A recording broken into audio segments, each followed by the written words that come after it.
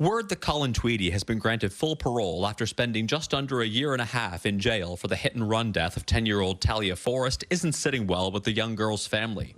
It's unbelievable.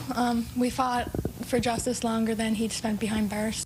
From the time of the fatal crash in July 2019 to sentencing 5 years later in July 2024, there were 2 trials and months spent in courtrooms. The second time around, Tweedy was convicted of dangerous driving causing death, impaired driving causing death, and leaving the scene of an accident. He was sentenced to 4.5 years. Forrest's cousin says the fact he is out already sends a bad message. That it's okay to do what he did because he didn't spend that much time behind bars. In its written decision, the parole board stated that Tweedy had accepted full responsibility for the young girl's death, and he had acknowledged that panic and alcohol combined to impair his judgment. It also stated that Tweedy showed remorse and is considered a low risk to reoffend. I'm glad that it went back for a retrial because he could have got off, but I am glad he did spend the time that he did spend in jail.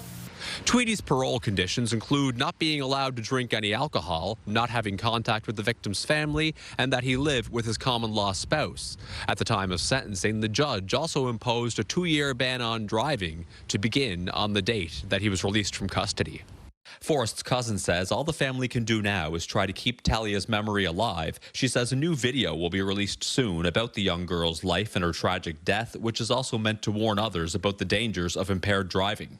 Because she was not just a victim, she was a person, she was a child with so many dreams and wishes. Her life was cut way too short, and she deserves so much better. A family left feeling failed by the justice system one last time, nearly 7 years after the tragedy that changed their lives. Ryan McDonald, CTV News, Sydney.